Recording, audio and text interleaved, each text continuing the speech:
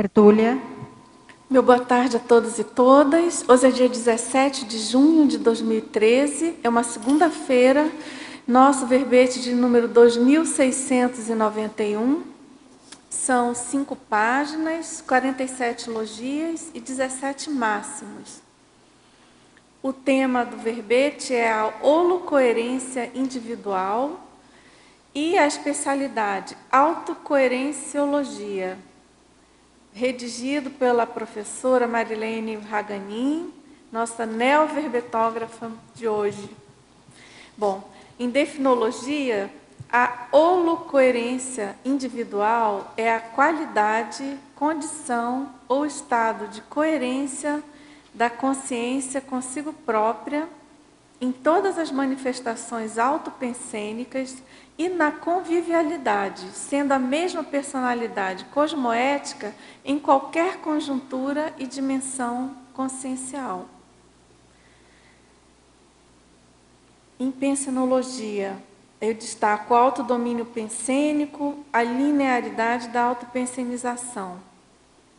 Na fatologia, a coerência intra e extraconsciencial, a vida condizente com o próprio discurso, a sinceridade pertinaz, a conduta cosmoética, o autorrespeito ininterrupto, a atividade homogênea, o ponteiro cosmoético acertado, o autodesassédio, o autodiscernimento cosmoético, a autoautoridade vivencial, a autoincorruptibilidade, a eudemonia cosmoética, o autodesempenho coeso, a coerência entre palavras e atos na diuturnidade, a autocoerência imperfeita.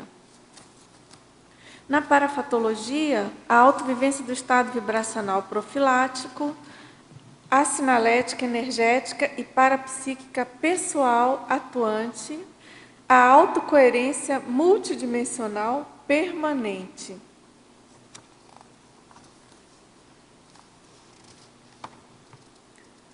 Na remissiologia, chama atenção para 5 itens, dentre os 15 apresentados: o autodesempenho coeso, a coerenciologia, a endoconsistência, a ortopensenidade e a verbaciologia.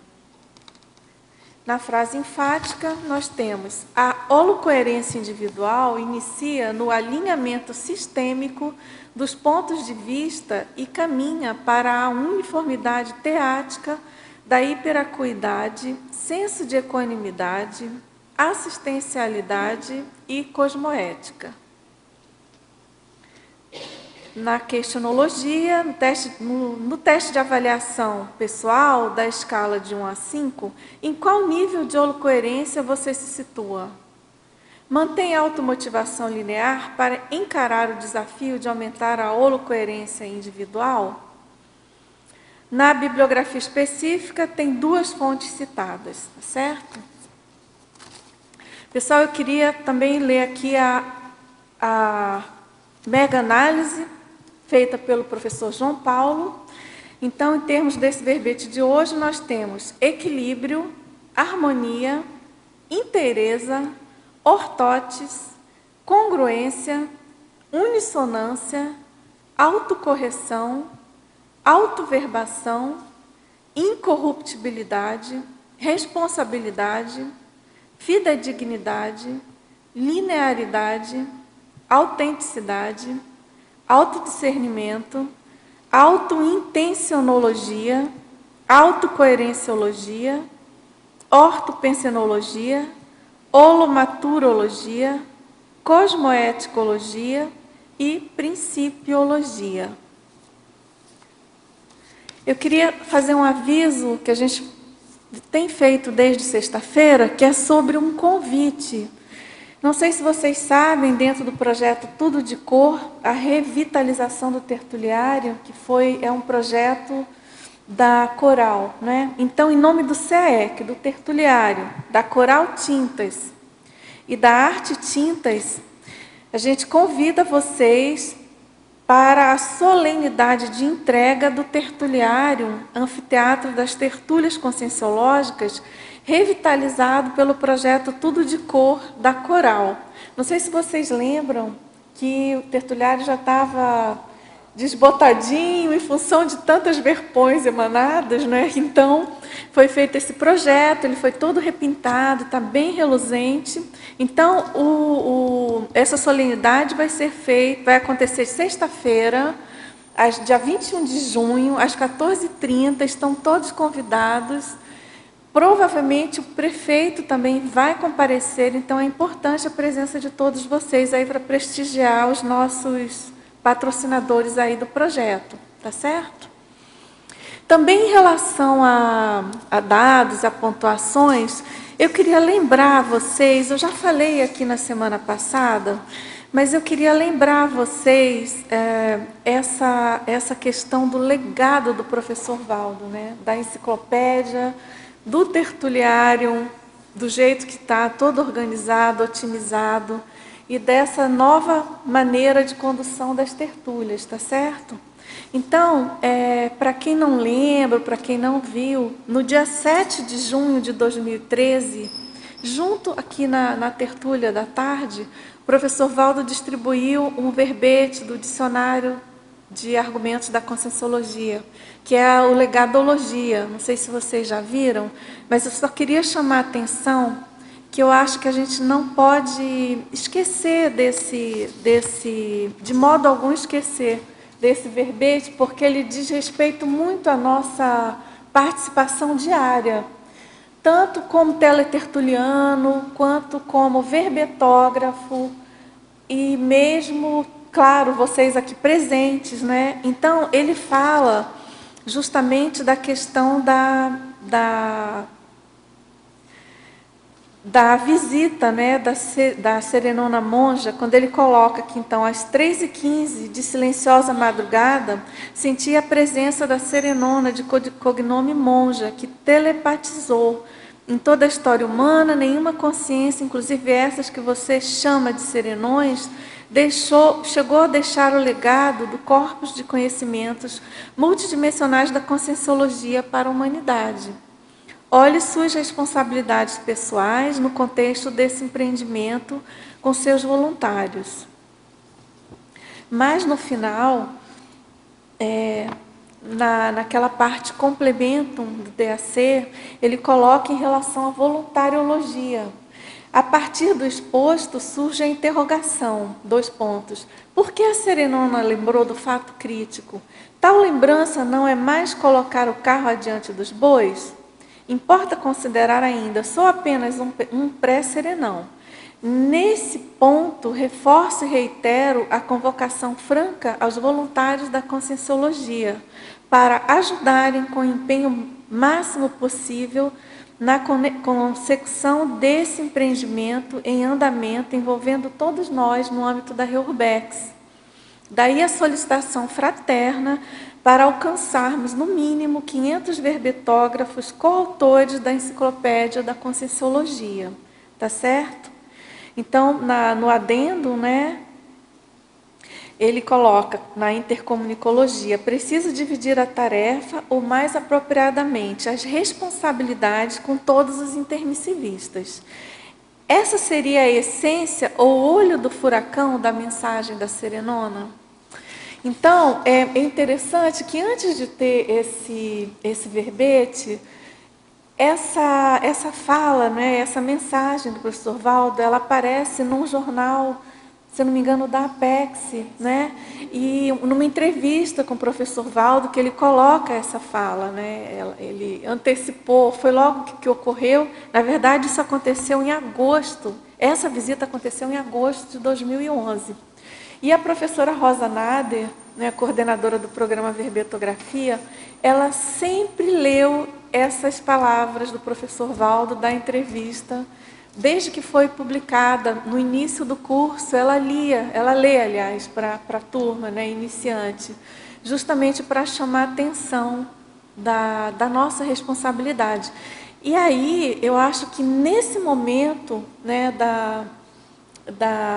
dessa nova etapa do andamento da enciclopédia, eu acho que é muito importante a gente ficar bem ciente do nosso papel, da nossa responsabilidade, da importância que é todo mundo realmente participar, principalmente aquela turma que não está residindo ainda em Foz e que tem vontade, às vezes, de vir aqui, ou que mandou para a gente aprovar um título, e então está naquela dúvida, ou naquela indecisão, ou alguma insegurança.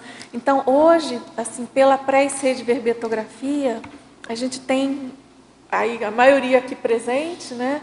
Mas nós somos mais de 15 voluntários já na pré-IC. Então, tem toda uma equipe de revisores, de pessoas realmente predispostas a ajudar vocês na escrita, né? Na escrita do verbete. Então, a gente está aqui aberto e aceitando aí as críticas, os desafios e realmente querendo ajudar o máximo de pessoas a, no mínimo, conseguir os 500, né? O objetivo, como ele próprio colocou, no mínimo, pelo menos 500. A gente tem um número hoje já de verbetes prontos para serem defendidos, né? De 200, alguns, a maioria, né? Mas são 275, já foi o último número oficial. Esse número é um pouquinho maior do que o número que aparece no site da ICGE. Também não sei se vocês conhecem, o site da ICGE ele é muito propício, muito atualizado para a questão da verbetografia, né? Além do próprio site das tertúlias, é claro, o site da Amigos da Enciclopédia, tem o site da ICGE, que é icge.org.br. Então, ali tem uma pontuação do número de neoverbetógrafos, do número de verbetes defendidos por cada verbetógrafo. Tem também uma planilha da enciclopédia, que você pode fazer as pesquisas específicas pelas logias, enfim. Tem os formulários básicos da verbetografia. É bem útil para quem está interessado aqui em participar da nossa Mega Proexis, né? Da Mega Gescom, da nossa Maxi Proexis. Então, assim, só complementando a questão da legadologia, né? Só lembrando aqui, o professor Valdo, nesse tertuliário, ele realmente foram muitos eventos, né? De 2009 a 2013, foram 45.022 perguntas respondidas, 20 sessões de arco voltaico, 939 participações e mega euforização. Então, agora é o momento da gente realmente retribuir tanto esforço dele diário, né? E então vamos em frente aí com o nosso trabalho. Então, pessoal, a gente conta aí com a participação de vocês, em especial teletertulianos que não estão diretamente aqui vamos dizer assim, no olho físico, no olho do furacão físico, né? Intrafísico. Bom, então a gente pode aí dar início às perguntas, né, para a professora Marilene. E eu queria então salientar, ela é neoverbetógrafa, é o primeiro dentre inúmeros, né, Marilene, a serem defendidos e escritos. A professora Marilene Raganinha é engenheira civil e ela é natural de Caçapava do Sul, Rio Grande do Sul, voluntária da Conscienciologia desde 2001, docente da Conscienciologia desde 2006 e tenepsista desde 2003, tá certo? Muita quilometragem também aí, de conhecimento aí conscienciológico. Então, vamos lá. A professora Marilene, então, na fatologia, página 10. Desculpe. Página 10, tá certo. Página 10, quinta linha. Página 10, quinta linha. Professora, de que maneira podemos otimizar o nosso dia a dia, otimizar no nosso dia a dia a perspicácia quanto ao contexto evolutivo, mantendo o nosso timing perfeito quanto à coerência teática? Bom, boa tarde a todos. Desculpe. O que eu entendo da perspicácia quanto ao contexto evolutivo é essa atenção permanente em atuar de forma mais cosmoética, mais acertada, ajudando sempre o maior número de pessoas, vendo o que é melhor para todos. Esse é o meu entendimento, assim, de ter uma perspicácia, uma agudeza de percepção, de ver o contexto, observar cada situação. Não deixar as oportunidades, né? Não deixar de lado. Não é? Porque eu acho que muitas vezes essa questão da gente não ser coerente, de ter esse traço de não coerência, a gente deixa passar, né? Uma coisa reflete a outra, né? Deixar o timing passar, não atuar ali em cima do lance, né? Não sei se posso falar um pouquinho a Totalmente. meu respeito, assim, ó, a questão assim é que como você falou assim de não perder o tempo, não perder o time, né? E a coerência em relação a isso, eu comecei a escrever esse verbete no primeiro curso de verbetografia, mas aí o tema veio assim, mais porque eu tinha uma certa curiosidade a respeito da coerência, uma coisa assim. Gente, achava que incoerência era uma coisa muito chata e ficava um pouco criticando. Eu não tinha feito ainda os cursos da Conscius e não tinha ideia nos Consim Cobaias que eu fui passar depois, no curso de Recim 1, Recim 2 e alguns Consims Cobaias, do tamanho da minha própria incoerência, né? Então, ontem eu estava lendo o verbete com a professora Cristina, e ela comentou que, numa situação, o professor Valdo perguntou quem é que aqui é totalmente coerente. Ela disse que nem os amparadores levantaram a mão, né? Aí a gente fica pensando o que tem que trabalhar para aumentar a coerência, não é? Exatamente. Até você colocou aqui na fatologia, foi até um item que eu li, que você colocou a autocoerência imperfeita, né? Que tem a ver com isso, né? Tem a ver com isso. A gente pensa que tem, mas tem sempre alguma situação em que é daquela do erro sutil, não é? Tem um verbete que chama Erro Sutil, do professor Valdo, onde ele coloca uma série de erros sutis, e entre eles está esse da coerência imperfeita. Porque poderíamos pensar que a holocoerência está relacionada à holomaturidade da consciência. Ah, sim, com certeza, né? Então, não é fácil atingir. Não. Alguma hora a gente atinge, mas... Um dia a gente chega lá, né? Bom, aqui na fatologia também, na 5ª linha, de baixo para cima, puxa, ele pergunta quais as principais causas da manutenção da autocoerência imperfeita e das autocontradições na maioria das pessoas. As principais causas. O que você pensa? É difícil, mas eu acho que um pouco assim, é isso de ficar na zona de conforto, da pessoa se justificar o tempo inteiro, ela não quer ver, é a falta de autoconhecimento, de autopesquisa, de autocrítica, é uma série de fatores. Eu não sei se alguém quer complementar, porque no verbete, num dos verbetes, o professor faz essa relação, assim, mas eu não lembro de memória de todas as profilaxias para a gente evitar assim, a coerência, a incoerência. A incoerência, né? Tá certo. Na fatologia também, na penúltima linha, nessa mesma página, você poderia aprofundar o item megatrafar explícito, incoerência pessoal crassa, e também, assim, de que forma que a gente poderia revertê-lo? Eu entendo assim como mega atrapalho explícito, aquele que não dá para esconder, não é? Como um exemplo assim, um viciado, por exemplo, em drogas ou em tabaco, que é o mais comum, não é? O álcool.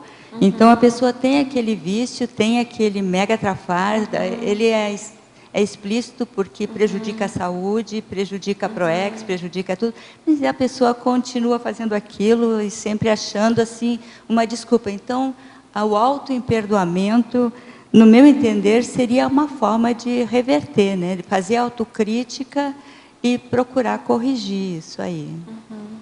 Questão Da autorreflexão mesmo, autocrítica. Você sabe que eu estou lembrando agora que um dia eu fui visitar é muito raro eu fazer isso, mas enfim, eu fui visitar um CTI no hospital. E a hora que eu saí do hospital, enfim, indo em direção ao estacionamento, eu vi que tinha não sei se era médico, mas era alguém da área da saúde que saiu do CTI de branco e foi fumar lá fora. E eu pensei na hora, eu falei, puxa, quanta incoerência. Nossa, mas né? Infelizmente, acontece, né? É bem comum. Então, você acha que a questão é da autocrítica, né? Nesse sentido, a autoconscienciometria, né, professora Marilene? Pode ajudar bastante? Sem dúvida, eu acho que a autocrítica, autoconhecimento é fundamental, senão não tem como sair disso, né? Certo.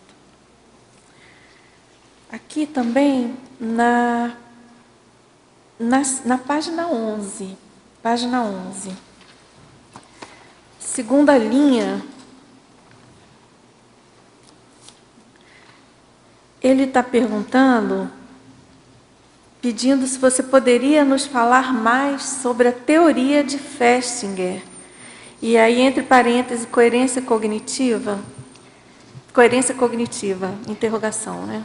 Então, essa teoria do Festinger, da coerência cognitiva, é aquela situação em que a pessoa chama de dissonância cognitiva. É uma teoria da psicologia que explica porque a pessoa, para manter uma situação, ela finge que não vê. Repetindo essa explicação assim do fumo, né? Não, mas todo mundo vai morrer, isso é assim mesmo, ou a pessoa, digamos que seja assim tem uma pessoa que eu conheço que gosta muito de esportes radicais, ela gosta de adrenalina, ela fica bem com isso, e eu acho estranho, assim, porque ela já está numa fase de idade que as pessoas já passou isso, assim, né? Eu estou com 62, ela está perto dos 60. Eu disse, engraçado, as pessoas da minha idade já não gostam mais disso, mas eu ainda gosto. A impressão que ela dá é que, assim, eu ainda sou jovem, por isso eu ainda gosto, né? Os outros já envelheceram. Então, ela acha uma justificativa para aquilo. E a dissonância cognitiva é assim, quando ela não consegue mais essa justificativa, aí ela vai ter que repensar aquilo. Enquanto ela achar uma forma de justificar um comportamento assim, inadequado, ela vai manter. Agora, depois começa a ficar desconfortável. Aí ela vai buscar ajuda ou vai ela mesma tentar reverter essa situação. Certo. Quer falar, Nessa professora? teoria também, né, pelo que a gente conhece, Marilene, a pessoa, ela não aplica aquilo que ela sabe. É bem o exemplo que você deu. Ela sabe que o fumo é prejudicial, né, que causa câncer, enfim, diversas doenças, e ela a si mesma fuma, né? No esporte radical, sabe do perigo que se expõe, né? Então, aqui a pessoa tem um cabedal de conhecimentos, ela tem, né, a cognição, mas a ação dela, o comportamento dela ao contrário, na contramão do que ela conhece. E, de alguma forma, todos nós temos um pouco, né, de dissonância cognitiva, até que a gente aplica tudo que a gente sabe sobre o processo da energia, da evolução, né, do processo da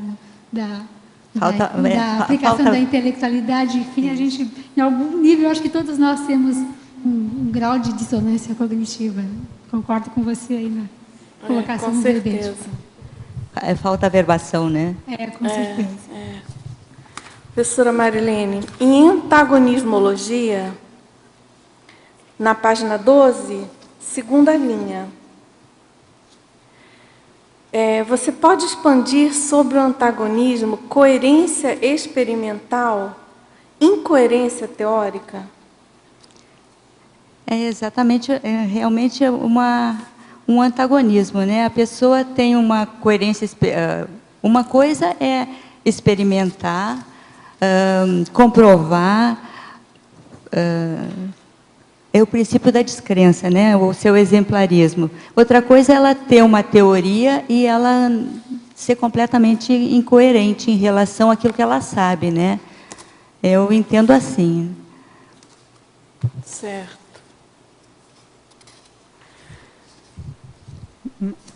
A verbetógrafa, na trinomiologia, página 12. Primeira linha. Você pode desenvolver a ideia do trinômio inconsistência pensênica, incoesão cognitiva e incoerência etológica? Pois sim, então, a inconsistência pensênica. O pensamento da pessoa não é retilíneo, não é compatível às vezes, ela tem ideias contraditórias. E seria uma inconsistência pensênica. Tem dois pensamentos e eles não combinam um com o outro. A incoesão cognitiva. Então, não coaduna uma coisa com a outra. É uma incongruência, não é? E isso, às vezes, provoca uma incoerência etológica, de comportamento. O comportamento dela é incoerente com o que ela sabe, com o que às vezes até com o que ela pensa. É bem comum, assim, às vezes, a gente ter um pensamento a respeito de uma coisa e não conseguir agir daquela forma. E a gente até pensar, reformular, fazer a reciclagem e agir daquela forma mais permanentemente é uma coisa difícil, né? Que até incorporar no comportamento um novo conhecimento adequado demora, às vezes, um tempo bem longo, né? Certo. Também aqui em Ciclologia, na página 11, na segunda linha, no último item, você pode explanar como se dá o ciclo do sucesso, empatia, sincronismo e coerência? Olha, esse ciclo do sucesso eu encontrei pesquisando na internet. Ele tem vários sites que explicam sobre esse ciclo do sucesso na área de administração. É uma teoria da liderança e tem muito material sobre isso. Então, fala assim, que para envolver os liderados num trabalho, mesmo na área assim, empresarial ou de administrativa, é preciso ter empatia, fazer a sincronia, ou falar no mesmo tom, no mesmo nível, num horário, assim, numa situação em que a outra pessoa esteja aberta para receber, e com coerência, né? Um líder incoerente, ele não é respeitado, então é uma necessidade. Agora, tem muito material sobre isso na internet. Tem livros, inclusive, eu não cheguei a pesquisar os livros, mas tem muita coisa. E eu achei que isso servia também assim, na Conscienciologia, porque a gente, como amparado, ou com curso intermissivo, precisa agir dessa forma, não é? Para ter o sucesso na assistência, tem que estar no nível de ser assistido ou assistir também, não é? Tá certo. Com certeza. Bom, vamos lá, então. Em Fatologia, na página 11, quarta linha. Ele pede que você relate, exemplificando a inteligência evolutiva em ação. A inteligência evolutiva em ação, como eu entendo, seria assim, atuar sempre da melhor forma, da forma mais evolutiva, mais assistencial, aquilo que for o melhor naquele momento. Sempre que houver necessidade de uma decisão, fazer a decisão mais acertada. Isso seria como acertar o ponteiro da bússola, né? Ter essa preocupação em evoluir, em aumentar o nível de coerência, aumentar o nível de assistência, o nível de compreensão, o nível de conhecimento. Então, é meu entendimento sobre inteligência evolutiva. Até tem muita coisa escrita pelo professor e por vários dos nossos colegas. Tem bastante coisa sobre isso. Agora, você não acha que pequenas amostras cotidianas, diárias, de coerência, são mostras práticas, não é, de inteligência evolutiva? Porque parece que, não sei se você concorda, que quanto mais se coloca em prática a inteligência evolutiva, uma coisa é como se fosse um uróboro, né? significa que você vai estar mais coerente e isso vai ajudar você a ficar mais coerente ainda e usar mais ainda a inteligência evolutiva, né? Que às vezes eu penso assim que, puxa, eu acho que é um grande legado do curso intermissivo, não é? É a famosa inteligência evolutiva, que é aquele estalo que a gente tem que quem não é intermissivista tem mais dificuldade de entender as coisas, alguns conceitos, né? E aí eu estou pensando aqui nessa questão da coerência, né, diante da pergunta dele. Mas realmente uma coisa, eu acho que... O que você acha? Não, eu concordo. Eu acho que uma coisa leva a outra. Vai aumentando o teu nível de coerência, vai aumentando o patamar, né? Vai mudando de patamar evolutivo. Que a coerência é uma coisa séria, né? Nossa, muito difícil. Nossa. Ok. Olha, tem uma outra, então, a verbetógrafa. Uma outra colocação aqui. Ela coloca, então, seja bem-vinda ao time dos verbetógrafos, parabéns pelo tema escolhido e a qualificação das ideias do verbete. E ela pede, então, por favor, em culturologia, na página 13, segunda linha,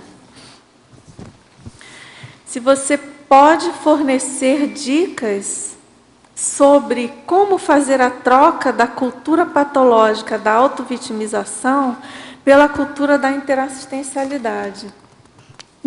Interessante essa pergunta, porque é difícil a gente sair da cultura da autovitimização, né? Eu fico me colocando como cobaia e vendo assim que eu fico muito tempo, eventualmente, fazendo isso, né? Mas quando a gente começa a pensar na interassistência, eu acho que é uma forma muito positiva de fazer essa mudança, porque se a gente pensar na assistência, para de se queixar, de se auto-vitimizar, de ver o que não pode, para ver o que pode, o que dá para fazer. Então, isso aí é quase assim uma técnica, não é? De sair da auto-vitimização, é pensar na interassistência. Certo. Oi, Marilene. Pois não, obrigada.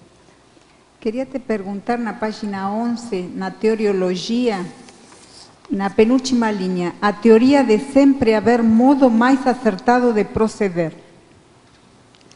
É interessante, não é? Porque... Na verdade é que sim.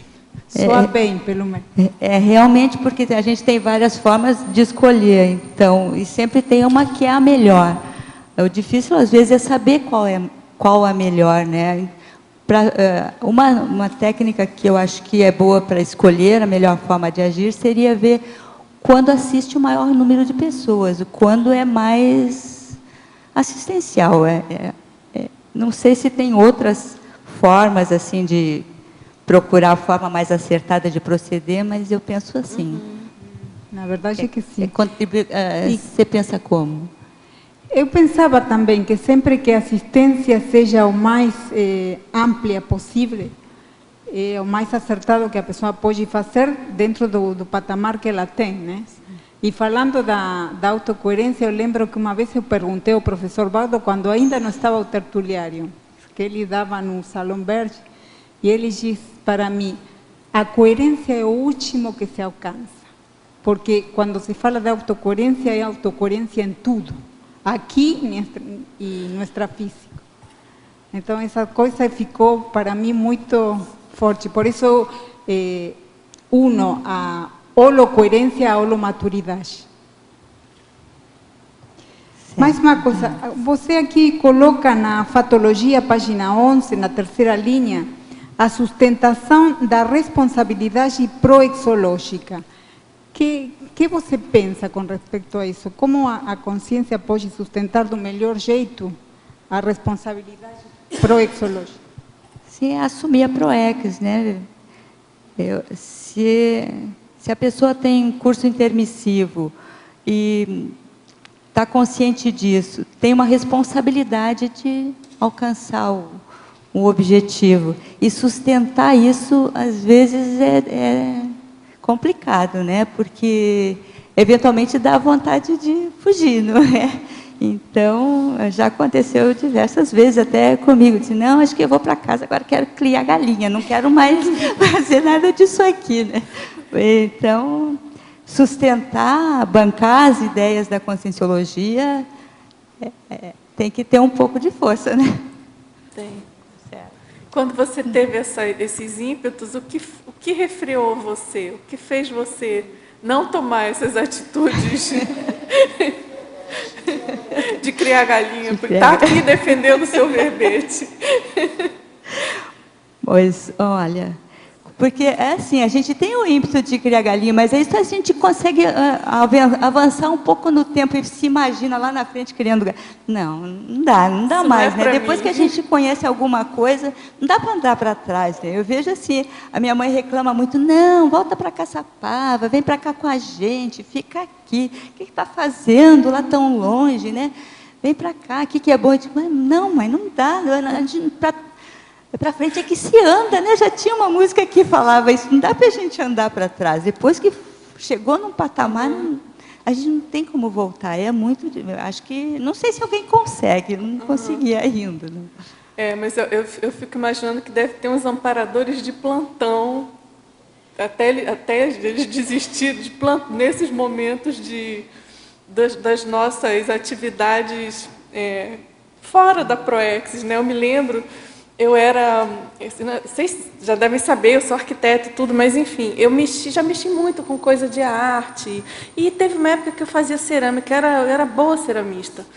E aí eu conhecia conscienciologia e tudo. E eu me lembro que uma vez eu saí do IPC lá em Ipanema e saí de um curso, eu não lembro o que era, uma atividade séria, eu já estava envolvida realmente. E eu fui para a aula de cerâmica. E eu ficava ali, amassando barrinho, moldando, e fazia aquelas... Eu acho que... Aí teve um belo dia que eu tenho quase que certeza absoluta que eu acho que o amparador já estava assim, agora vai ou racha, cheio de vaso de cerâmica. E veio uma inspiração, uma ideia, assim, me deu uma sensação tão forte de repetição e de senso de tempo perdido, sabe? E aquilo foi marcante, eu nunca mais pisei, liguei, saí, mas aí depois eu fiquei pensando, falei, puxa, era o máximo da incoerência, né? Imagina, eu saía do IPC e com todo respeito aí aos ceramistas, não é isso, mas naquele meu momento, né, que nem você falou, puxa, vou fugir, vou criar galinha. Eu estava num momento que nem você colocou, de decisão, assim, eu tinha que arrumar o meu destino ali, dali para frente, né? E continuava ali nas atividades fora, né? Bola fora. Então, nossa, eu acho realmente bem complicado, bem difícil, né? É complexo a gente, porque aí vem as sutilezas que nem você falou, né? Do erro sutil do verbete do professor Valdo, que você colocou ainda há pouco. Né, que aos poucos a gente vai, o que era mais grosseiro, o negócio é ir livrando do que é cada vez mais sutil. Né? O que hoje me parece grosseiro, antes não era, e que hoje deve ser ultra grosseiro para os amparadores, para a gente ainda não é, né? tão crasso, assim, tão evidente. Então, professora Marilene, parabéns pelo seu tema, muito bom. Precisamos todos. Obrigada. Né? Então, vamos lá. Temos uma pergunta aqui em mitologia. Página 12, segunda linha. Explicite-nos o que vem a ser o mito da consréu holocoerente. Olha, eu fiquei em dúvida de colocar esse item, depois disse, não, eu vou ver o que acontece, né? É que fico pensando assim, a consréu seria uma consciência mais patológica, né? Uma psicopata, ou nem tanto às vezes, né? Mas ela não pode ser holocoerente, porque ninguém consegue manter um trafar o tempo inteiro. A holocoerência é apresentar a mesma personalidade o tempo inteiro aqui e no extrafísico. Eu fiquei pensando, além disso, assim, uma questão da pessoa ser mentirosa, né? Então, digamos, é um mega trafar explícito. Ela mente o tempo inteiro. Mas supõe lá, ela está com dor de dente, quando ela não vai mentir, não é? E ela está sendo sincera, porque a dor é dela. Então, é difícil manter assim um trafar explícito o tempo inteiro, não é? Esse foi o meu entendimento e a minha motivação de colocar isso, que não é possível ter uma cons-réu coerente permanentemente. Mesmo os psicopatas, eles socialmente apresentam uma faceta social bem agradável, né? Ou seja, você também está fazendo uma relação bem direta com o nível evolutivo. Com o nível evolutivo. Né? Claro, tem a ver com a maturidade e a coerência, então, estaria junto com essa questão do nível, da escalada evolutiva. Escalada, né? sim. Tá certo. Muito bem. Então, em Legislogia, na página 12, segunda linha, fale-nos sobre as leis racionais da Proexis. Então, as leis da Proexis são racionais no sentido que elas têm o objetivo de que a pessoa precisa cumprir aquilo que ela estabeleceu no curso intermissivo. Então, tem Tem o verbete, não tem, sobre isso? Como o Will é melhor, né? O Will explica para nós. Tem Alô? várias leis. Tem um verbete que é chamado Lei da Proex. Nesse verbete Uma tem as lista. 14 leis da Proex. Tá? Também a pessoa pode buscar o manual da Proex, no site da Editares, a pessoa consegue fazer o download do livro, Manual da Proex, que isso é um capítulo do livro. Tá? São 14 leis. Essas leis, entende-se que toda a Proex tem esses componentes. Então, vamos citar um exemplo, a assistencialidade. A gente sabe que toda a Proex, ela tem a questão assistencial compondo a sua Proex. Agora, a assistência para quem, qual é o público-alvo, isso que vai diferenciar as diferentes Proex. Tem a lei Tá, da mas- intransferibilidade Isso, também, né? tem a invulgaridade, ou seja, a Proex, ela é individual, ela não é algo vulgar que todas as pessoas possuem, não. Ela é específica, ela é individual e tem a pessoa que tem aquelas características para ela definir as suas metas. Tá? Então, são 14 leis, tá? Ela é até bem extensa, mas no verbete está discriminando, tem a definição de cada lei. Certo. Tá certo. Pessoal, tem um e-mail aqui geral, né, para gente. Então, ela coloca assim: professora Dulce, acabei de ouvir seu recado e penso ser muito importante manter as tertúlias, a escrita de verbetes e continuar o legado que o professor Valdo iniciou. Lembrando que o meu contato com a Conscienciologia consolidou-se pela participação nas tertúlias e penso que possa ser para outros intermissivistas que estão fora de Foz do Iguaçu. Eu vou fazer aqui uma licença, pedir licença e quebrar o protocolo de novo. Foi a nossa Juliana Costa que mandou um e-mail. Obrigada, Juliana.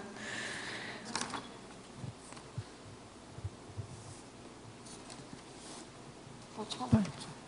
Marilene, uma pergunta para você. Por favor, na primeira folha, Fatologia, no meio da quinta linha, você pode desenvolver a perspicácia quanto ao contexto evolutivo? Eu sei que você é muito perspicaz, né? Eu sempre coloco isso. Fala como é que você faz isso. Sim, a gente até já falou sobre esse item, Tânia. E, eu não concordo que eu tenha tanta perspicácia assim, mas porque a perspicácia sim, é essa agudez de perceber as coisas, de interpretar com uma certa agilidade, pelo menos acho que é assim. E quanto ao contexto evolutivo, seria de perceber o que é mais acertado fazer em cada momento na evolução, o que é mais evolutivo para a consciência naquela situação. É isso, tá? Não sei se respondi a sua pergunta. Tá, muito obrigada. Obrigada. Marilene, na Fatologia, primeira e segunda linhas, você podia explicar um pouco sobre a vida condizente com o próprio discurso? Porque isso não é fácil, mas Não, isso pode existir. Coerência seria isso, né? A gente falar e fazer, não é? Primeiro faz, depois fala, né? Tem gente que fala assim. Então, até, não sei, me veio agora na lembrança, que eu li a biografia do Gandhi, e lá ele fala uma história que alguém pediu, fala para minha filha que não coma mais açúcar, isso faz mal para a saúde. Ele disse, não posso, eu ainda como açúcar. Depois que eu parar, eu falo, tá? Porque não, então, enquanto não fizer isso, não dá. E na página 12, Interaciologia, segunda linha, a autocoerência da interação prosódia-gestos. Então, a autocoerência da interação prosódia-gesto, a prosódia, assim, é a entonação de voz. Então, está de acordo, a entonação de voz com os gestos. Se a pessoa está falando de alguma coisa num certo tom de voz, o gesto ser coerente com aquilo. Às vezes acontece, a pessoa está dizendo sim e mexe com a cabeça como se estivesse dizendo não. Então, o tom de voz assim é enfático, mas o gesto é frouxo. Isso seria um pouco de incoerência. Eu lembrei agora de uma colega da faculdade, que eu sempre lembro dessa história, porque eu achei muito interessante, que assim, a gente fez uma prova de cálculo lá no primeiro ano da faculdade, 1970, e aí eu perguntei, então, como é que foi? E ela, ai, amiga, você nem sabe, cálculos 1000, tirei 0,5, o malvado do professor arredondou para 0. Mas o tom dela, assim, era tão... Assim, e não combinava muito com o fato, né? Ela com uma raiva. Obrigado. Diga. Marilene, é Silvana aqui no... Oi, Silvana. Eu não sei se você já falou, porque eu cheguei um pouquinho atrasada, mas na página 13, Culturologia, você fala a cultura da autorreflexão. Você pode falar um pouquinho sobre isso? Como é que você faz? Qual é a sua prática? Silvana, desculpa, eu não sou muito exemplo de cultura de autorreflexão. Eu acho que a cultura de autorreflexão é uma necessidade para a pessoa melhorar a coerência. Porque sem reflexão não tem como verificar os próprios erros, as incoerências, aquilo que, sem autocrítica. Tem que fazer essa análise dos comportamentos, dos pensamentos. De vez em quando eu faço muito assim, essa coisa de metapensenização. Eu estou pensando isso por quê? Para quê? Vai servir aonde? E às vezes fico naquele, sabe, atrás no mesmo pensamento, assim, como é que chama? Monoideísmo, que não serve para nada. Isso não é nem reflexivo, não é? Então, é importante, mas ainda estou aprendendo e estou um pouquinho distante de poder ensinar como é que a gente faz muito autorreflexão, mas a gente tem várias pessoas aqui que podem te explicar melhor. Não sei se a Dulce quer falar. Olha, Marilene, eu discordo um pouquinho de você, se você me permite.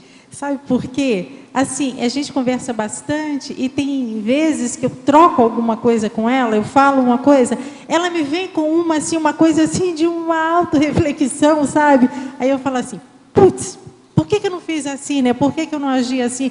Aí eu falo, vou aprender com você, Marilene. Então, eu acho que você está diferente do que você está falando. Assim, para mim, assim, nossa, você me ajuda bastante, assim, numa série de coisas. Então, eu acho que não é bem assim, não. Eu acho que você está bem mais à frente aí do que você está falando. Essa coisa é um pouco intuitiva, assim, Silvana, não tem tanta reflexão, não. Agora, eu gostaria também de fazer uma outra pergunta. Na página 11, em Parafatologia, você fala a marca extrafísica de excelência evolutiva. Você pode ampliar um pouquinho? Eu queria entender um pouco mais isso. Sim. Olha só, tem um verbete do professor Valdo que chama marca de excelência. Então, ele fala da marca de excelência, mas do ponto de vista assim, intrafísica, fala do prêmio Nobel, de várias, assim, aquelas estrelas de excelência, marca de qualidade, que é no intrafísica. Agora, o importante seria ter uma excelência evolutiva, uma marca extrafísica de excelência evolutiva, assim, de uma... Deixa eu ver se eu acho aqui, vou te... Só um pouquinho, porque eu achei a frase enfática tão... legal, mas eu não memorizei, porque é bem significativo. Ele coloca assim, ó, a marca de excelência ideal não é material, comercial, industrial, competitiva ou perfeccionista, mas a marca evolutiva e interassistencial de desempenho da própria consciência lúcida. Então, isso que a gente tem que buscar, é essa marca de excelência, de melhorar sempre. Não sei se eu respondi, Silvia. Claro, respondeu sim. E vou copiar um pouquinho a Tânia. Parabéns pelo seu verbete. Obrigada. Na página 12, faz favor. Oi. O primeiro paradoxo, paradoxologia. O paradoxo da zona de conforto poder impulsionar reciclagens existenciais pela alta constatação de aspectos incoerentes da automanifestação. Então, eu pensei assim, a gente está numa zona de conforto, está vivendo tranquila, fazendo aquelas coisas normais, e começa a sentir aquela melim, sabe?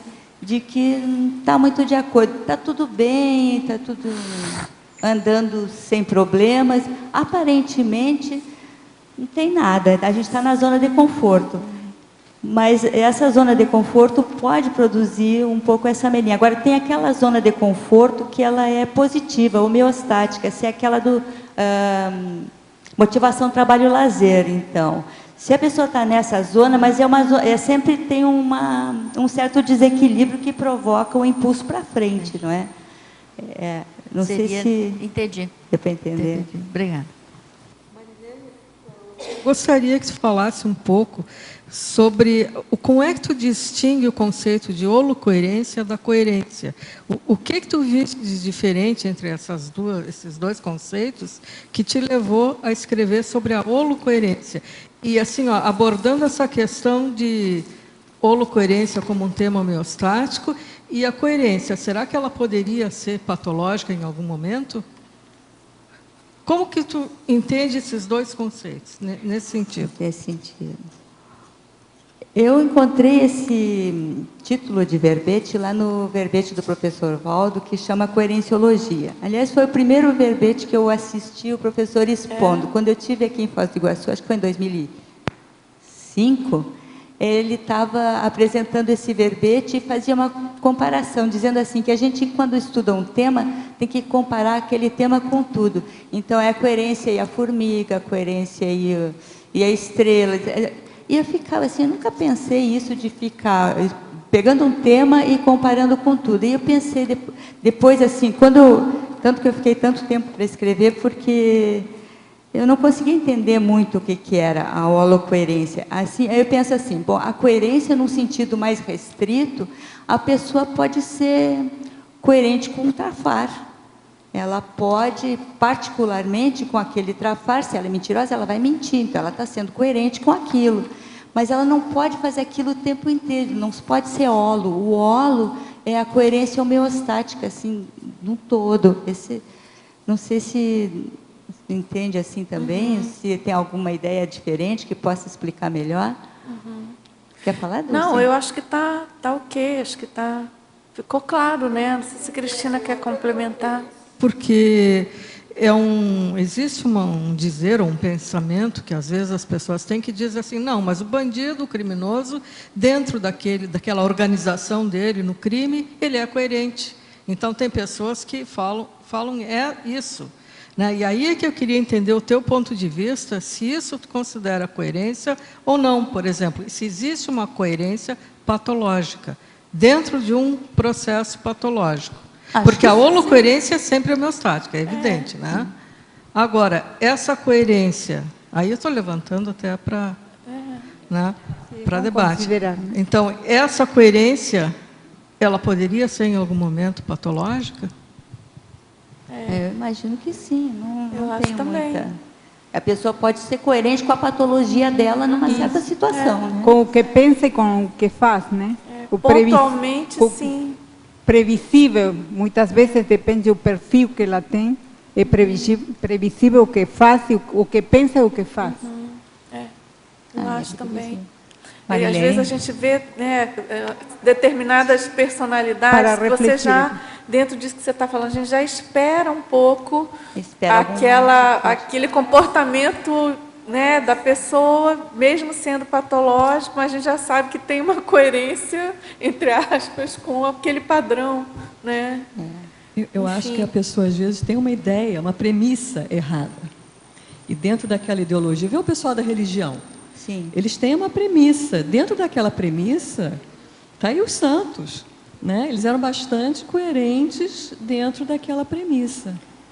Sim. Em algum momento deve ter entrado naquela zona de desconforto que você colocou ali do paradoxo e foram obrigados a reverem a premissa, né? Imagino que tenha sido assim. Zona de desconforto é um verbete, certo? Tem um verbete, zona de desconforto. Posso aproveitar e te perguntar, Marilene? Fazer uma pergunta aqui para a engenheira Marilene. Na sinergismologia, na 4ª linha, você colocou aí o sinergismo da coerência persistente entre o projeto, planejamento e execução. Quais que você vê que é a vantagem realmente de se passar por todas essas fases? Olha, pensando assim do ponto de vista da engenharia, né, a Dulce também que é arquiteta entende isso, assim, que com um projeto bem feito e um bom planejamento, a execução fica bem facilitada, não é? Se a pessoa executar alguma coisa sem projeto e sem um planejamento, a possibilidade de dar erro é bem maior, né? Então, vamos fazer de qualquer jeito. Não, abre aqui o buraco, vamos colocar logo, vamos ver o que dá. Nunca se sabe onde vai chegar, não é? Então, eu acho que é muito importante isso aí do planejamento. Porque mesmo fazendo o planejamento e tudo, a gente sabe que Às isso é uma das vezes frustrações, né? Da pessoa que trabalha com projeto, é ver que, na realidade, o que foi feito não era bem aquilo que foi projetado, né, Dulce? Você na sua arquitetura. Depois que você vê pronto, não fica, puxa, mas não era assim, né? Bem assim. A gente tem essa frustração, muitas vezes. E tem gente que é do tipo, não, eu vou lá na hora e vou fazer, né? Tem o pessoal que é operativo, né? Arregaça as mangas e vai para frente e vê o que dá, na hora eu resolvo. Pior é que eu não sou muito engenheira nesse caso, assim, eu tenho um pouco assim de, vou ver o que dá, sabe? Fazer um pouco assim sem planejar. E às vezes, surpreendentemente, dá certo. E às vezes a gente faz um planejamento todo certinho e depois estava errado, tem que corrigir, tem que ajustar. Então, é que nem essa coisa do ponteiro da bússola, né? Às vezes a gente pensa que está indo no caminho certo, mas ali na frente não era bem assim. O contexto é hoje. Esse conceito de planejamento, né? Pelo menos assim do que eu penso, até na minha experiência, assim, eu acho que o bom planejamento é aquele que considera o projeto e a execução, mas ele tem esse papel maleável de se ajustar conforme as ocorrências. Porque você depende de outras pessoas. Então não adianta você ser holocoerente no mundo incoerente. Tem que Aí ajustar. o holocoerente tem que abrir mão, tem que sobrepairar, não é isso? Sim, tem que, e às vezes a gente não está assim tão holocoerente, né? Tem alguma coisa que a gente não viu bem. Mas eu fico não viu imaginando, todo o detalhe, né? Mesmo né? aquela consciência que é holocoerente. Ela não vai conseguir, a menos que seja um planejamento de uma coisa da autoevolução dela, muito pessoal, muito intra, ela vai ter que fazer isso com outras pessoas, claro. Né? Não sei se você estava na mini tertúlia de hoje, quem estava aqui até pode complementar ou me corrigir, eventualmente, mas eu lembro que sobre alguma pergunta que eu não vou recordar agora qual era, mas teve um comentário do professor Valdo que ele falou dessa questão da previsibilidade, né? Ele citou, lembrando de falar em planejamento, olha, que as Consex já sabem mais ou menos o que vai acontecer. Lembrem do caso do reurbanizador, que há 9 séculos sabia da reurbex no planeta Terra. Elas sabem, elas têm a previsibilidade, mas elas ficam aguardando a ocorrência, o desenrolar dos fatos em função das escolhas e dos comportamentos das consins. E aí, em função disso... eles vivem no mundo de probabilidades, né? Exatamente. Não é no mundo de certezas. Em função disso, né? se chancela algumas previsões e se reajusta outras, né? Mas, enfim, a coerência deles existe, só que a nossa é que não, né? Então, tem que ajustar aí vamos dizer assim, a holocoerência multidimensional, vamos dizer assim. Eu não sei se, eu fico pensando, eu acho que é quase impossível, assim, seguir um projeto e um planejamento à risca na hora da execução. Não. Pelo menos eu não me lembro de ter presenciado um bom algum, planejamento, assim. um bom projeto, tem que ter plano B, plano C, plano D. Tem as Agora, quando a gente alternativas, é muito rígido, a probabilidade de dar errado é grande, né? E a gente sempre lida com erro, né? Porque sempre tem erro em algum lugar. Alguém errou em algum ponto ali, de alguma fase. O pior é E quando é a aquele gente que erro erra, vai- né? Aí é que é mais duro. A gente que não pensou em tudo, não fez a reflexão suficiente. Marilene, eu tinha mais uma pergunta. Na sua frase enfática, você fala no alinhamento sistêmico dos pontos de vista. Fala um pouquinho mais para a gente, o que você tinha em mente aqui. Porque às vezes a gente pensa alguma coisa contraditória a respeito de alguma situação. Eu não sei, me ocorreu agora de lembrar de uma coisa assim bem familiar, né? Que é da minha mãe, porque ela diz assim: não, essa coisa de outras vidas não existe. É tudo aqui agora e ninguém voltou, não tem. Mas ela, apesar de não ser religiosa, tem um pouco assim de religiosidade. Ela tem uma santinha da devoção, ela reza, ela não sei o quê.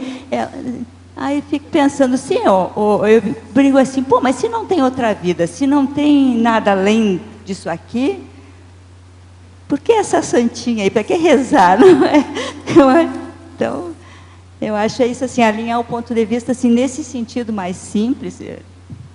Eu fico pensando coisas assim, de pensamentos contraditórios. Não, se eu penso assim, isso tem que ter uma lógica. Dentro da né? ideia da dissonância cognitiva, né? Um pouco Que é o que também. a sua mãe tinha, né?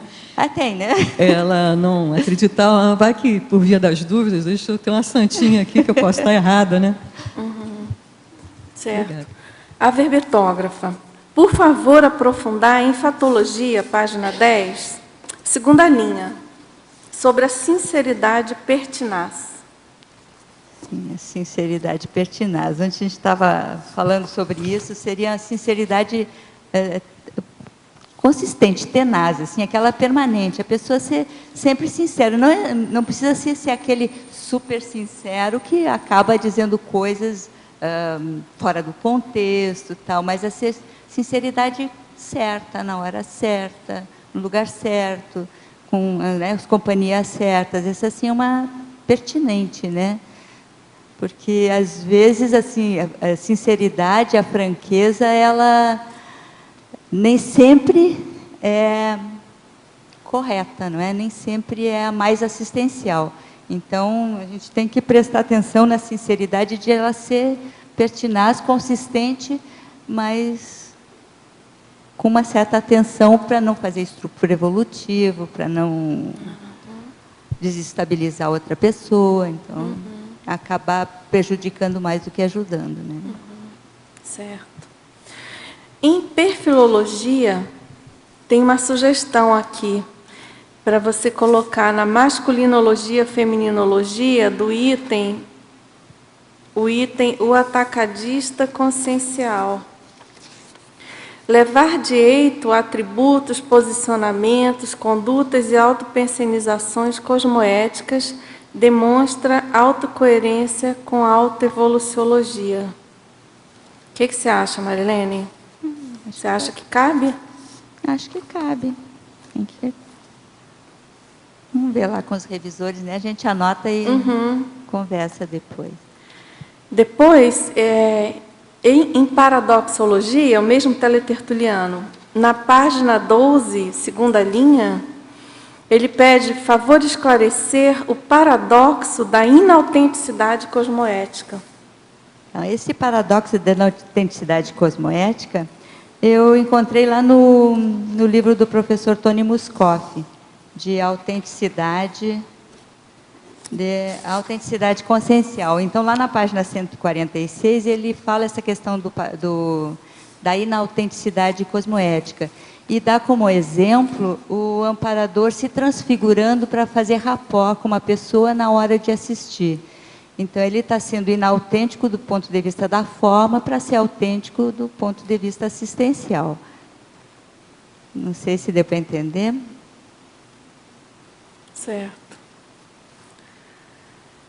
Na parafatologia, página 11, aprofundar o último item, a holoanálise holobiográfica. O que você pensou aí? A holoanálise Holoanálise holobiográfica. holobiográfica. Eu pensei, sim, que a holobiografia da pessoa que vai aumentando o seu nível de coerência ao longo das vidas. Eu não tenho, assim, experiência própria para relatar, porque não tenho retrocognições, então não posso, assim, nem saber se estou, assim, tanto coerente com as minhas vidas pregressas, não é? Agora, eu não sei se você poderia falar um pouco mais sobre isso. Eu não tenho, assim, nenhuma casuística. Alguém pode ajudar? Não, mas aqui eu acho, Marilene, que é importante, quer dizer, você fez uma colocação aqui generalista, né, da holoanálise holobiográfica. Eu vejo que é muito importante, obviamente, para quem já tem essa facilidade, mas eu acho que isso é um esforço que cada um de nós deve buscar, deve fazer e buscar, né? Ter vamos dizer assim, esse merecimento, mérito, de ter retrocognições, enfim, de um dia fazer uma holoanálise holobiográfica no sentido de que isso não que seja uma análise macro e geral, isso aí a gente sabe que vai acontecendo ao longo da evolução. Mas suponhamos, vamos partir de uma retrocognição, de uma retrovida, não é? Uma análise, como você coloca, uma holoanálise, né? Uma análise mais macro, maior, de uma retrovida, e você casar com isso a questão da holocoerência, nossa, já expande demais aí a tua linha de abordagens, de autopesquisa, né? Para você até se aprumar. Por exemplo, eu já vi aqui casos de pessoas que têm, acho que o próprio professor Pedro, que foi o verbetógrafo de ontem, essa questão dele manter a coerência com o que ele já fez no passado, por exemplo, em relação à escrita, e hoje, né? E eu acho, então, que independente da linha, né, da área de atuação da pessoa, mas deve ser uma fonte muito rica de pesquisa, né? Para você, por exemplo, às vezes você está com um traço ali adormecido, um trafor seu adormecido, e você fazendo uma holoanálise, considerando a sua retrobiografia, você pode, com isso, dar um upgrade aí na sua performance atual. Né? Então, acho que nesse sentido... Eu gostaria só de completar que o professor Djalma, ele tem um verbete chamado Técnica do Autoinventariograma, e essa técnica aí ajuda muito nessa questão dessa holoanálise, ou análise. Então, começa a partir do soma dessa atual existência, com vários traços que podem ser genéticos, paragenéticos. Aí, todo o verbete ele vai levando a pessoa para fazer essa análise aí. Inclusive, se a pessoa tiver alguma retrocognição, a questão da família nuclear, profissão, há uma série de coisas que pode contribuir para essa análise. Muito bem lembrado. Esse verbete é ótimo nesse sentido. Dulce, só para acrescentar aí, ajudar nos comentários, né, me veio a ideia aqui 2 aspectos. Uma, a questão da forma holopensênica, porque, de certa forma, a tendência nossa é cair um pouco no que a gente já fez no passado, seja de comportamento, profissão e por aí vai. Né? Então, pelo menos alguma coisa, não tudo. Né? Acho que essas questões também de mudança de gênero, tudo isso deixa a questão muito mais complexa, né, do que a gente imagina. Mas vejo também essa questão da holoanálise holobiográfica no aspecto de você conseguir fazer além daquilo que você já vem fazendo nas suas vidas, né? Essa questão da coerência, e aqui eu vejo uma questão para nós, intermissivistas e cognopolitas, a questão da escrita. Né? Então, se partindo da premissa que somos os elders, né, que já somos mais antigos aqui nesse planeta, provavelmente todos nós aqui já escrevemos alguma coisa, e hoje a gente está na conscienciologia e provavelmente a gente tem essa linha, esse compromisso de manter essa escrita, mas sempre acrescentando alguma coisa agora no paradigma consciencial. Né? Então, eu imagino que essa holoanálise holobiográfica mesmo não lembrando certinho quem foi, o que fez, bonitinho, né? Independente disso, acho que todos nós estamos envolvidos nessa questão da coerência de uma escrita agora conscienciológica, dando continuidade a algo que a gente já deve ter escrito no passado, seja qual for a área da pessoa, a especialidade dela, né? Alguma coisa nesse sentido. Né? Certo, muito bem colocado, ótimo. Cristiane, uma porque, por exemplo, os nossos atributos não são criados, não foram criados nessa vida, né? Eles vêm das nossas vidas pregressas, da nossa holobiografia. Então, na hora que a gente identifica quais são os atributos e os trafores que a gente tem, eles já vêm das outras vidas. Então, essa já começa a nossa análise holobiográfica, né? E isso é muito sério. Lembro que no outro dia o professor Valdo falou que em certas vidas humanas é muito pior você ter um trafor ocioso do que um trafar ativo. Então, isso tem a ver com essa análise holobiográfica e tem a ver com esse holopensene do verbete de hoje, né? Qual é a nossa holocoerência, né? Exatamente.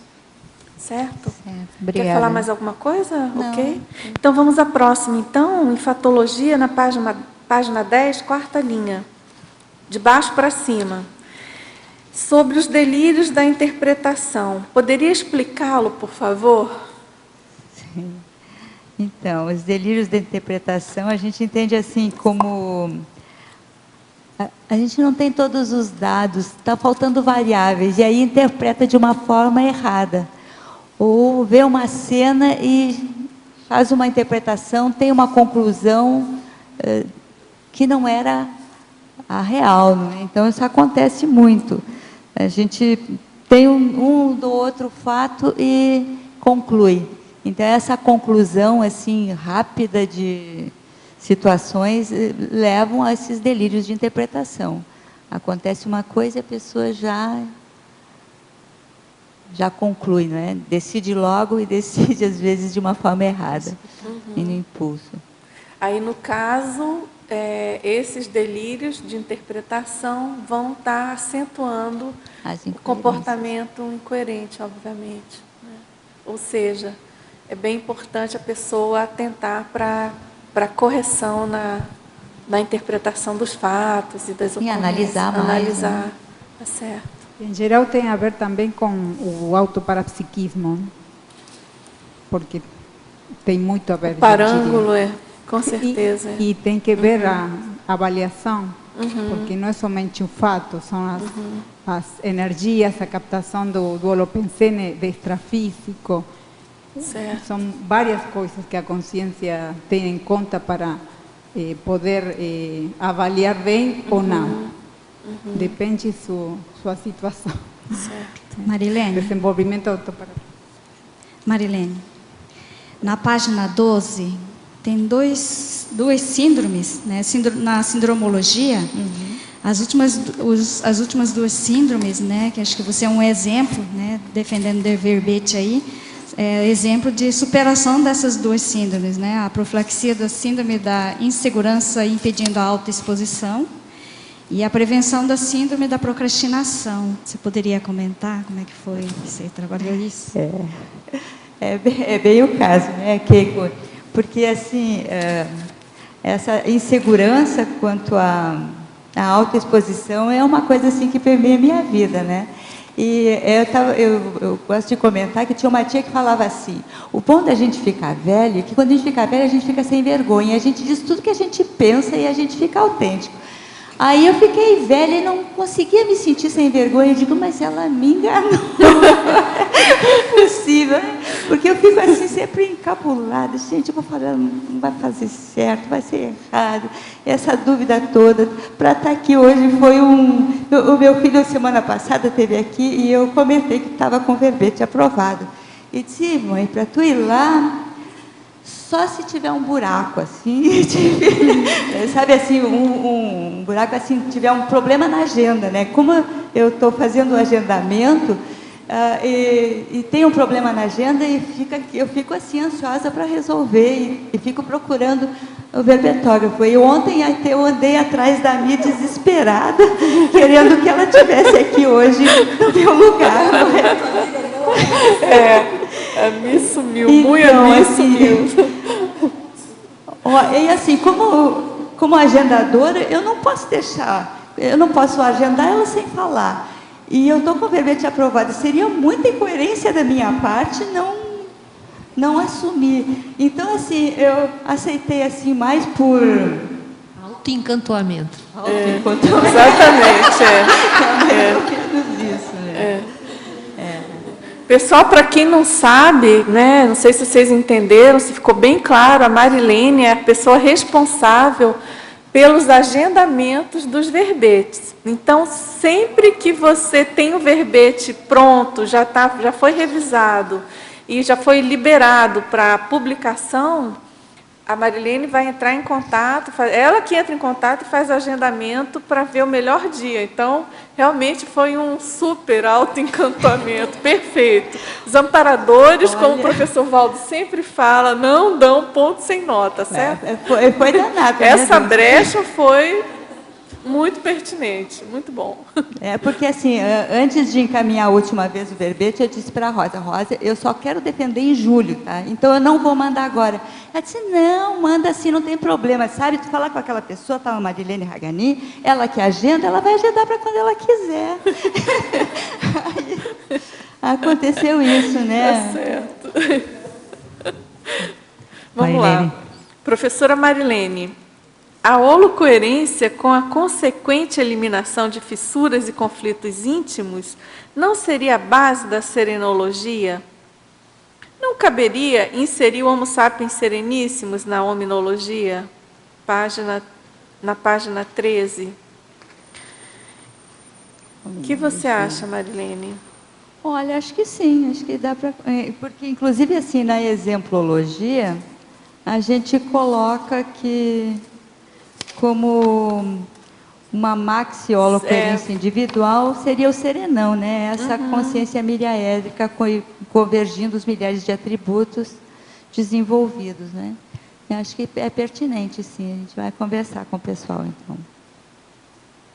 Bom, eu acho também. A gente, às vezes, evita a repetição, mas aqui, no caso, acho que cabe bem. Que na sua exemplologia você colocou mini-holocoerência individual, a condição da consciência pré-serenona, seguindo as diretrizes do próprio CPC. Maxi-holocoerência individual, a condição da consciência miriaédrica, né, convergindo os milhares de atributos intraconscienciais desenvolvidos. Só lembrando que isso é um verbete, né, consciência miriaédrica, até da professora Rosa Nader, e a condição da consciência miriaédrica é justamente aquele serenão maduro, sereníssimo, já em vias de vez para virar consciência livre, né? Então, eu achei esse exemplo muito pertinente. E a mega-holocoerência individual, então, você colocou a condição da consciência livre em harmonia com o fluxo do cosmos. Perfeito.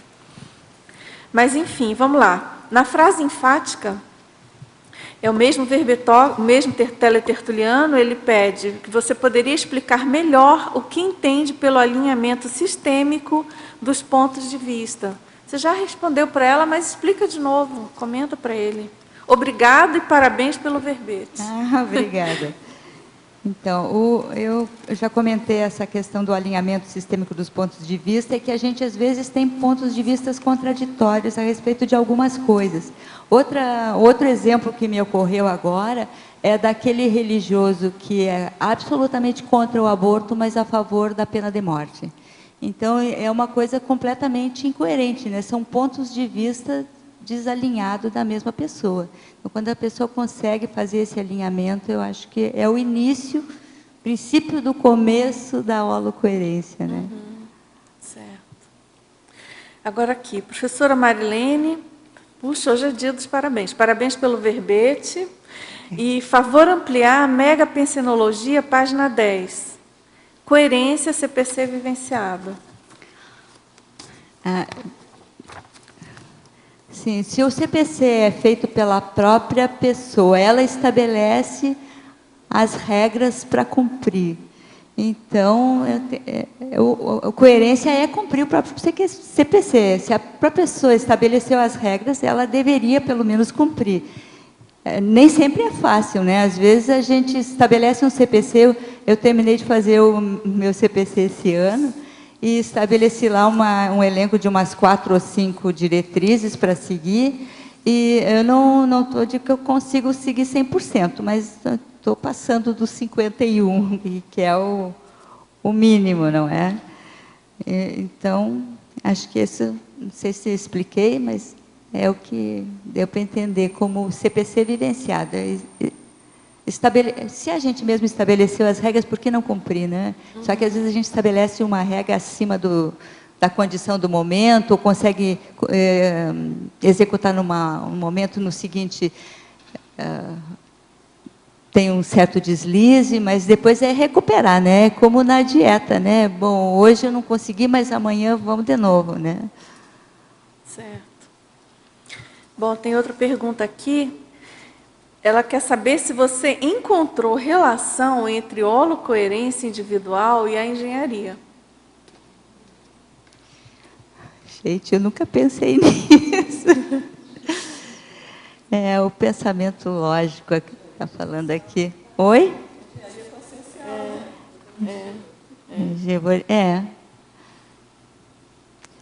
Porque a engenharia é a ciência de uma lógica, né? A gente, quando trabalha com engenharia, tudo tem que ter lógica.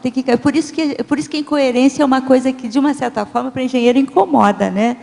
Porque, embora assim, a gente tenha as próprias incoerências, que para a gente são sutis, não são tão evidentes assim, na engenharia a gente sempre procura isso. Pode falar um pouquinho mais, Ami? O que eu ia dizer é que a lógica é coisa da matemática, o engenheiro é do modelo, então ele já aceita que vai ter furo, porque o modelo ele é só uma tentativa de criar uma coisa ideal. Ele, hora nenhuma, ele se propôs a fazer uma coisa ideal, né? Ele vai fazer o melhor possível dentro daquela condição.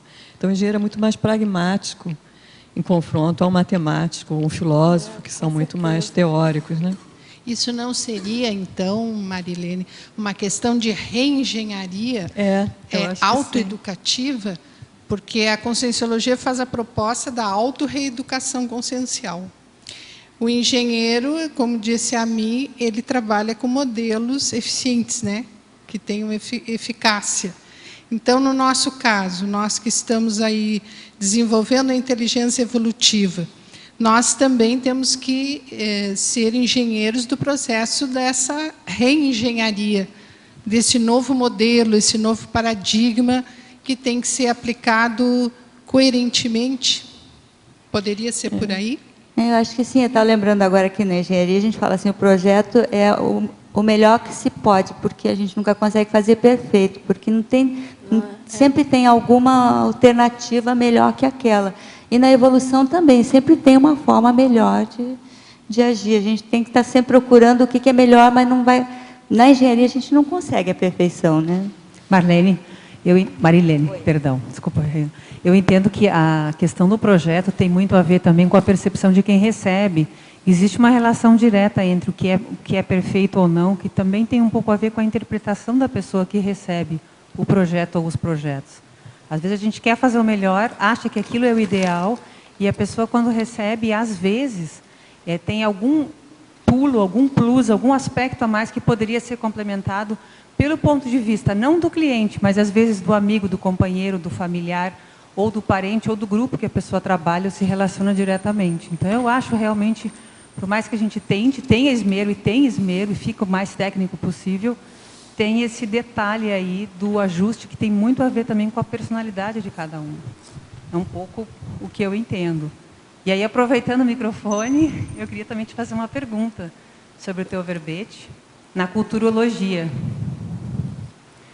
Na página, deixa eu ver, 13. Culturologia, os dois primeiros aspectos, você trouxe aqui o descarte da cultura inútil e a superação da cultura das aparências. No seu dia a dia, como é que você acha que a gente pode qualificar esse descarte da cultura inútil e superar a cultura das aparências?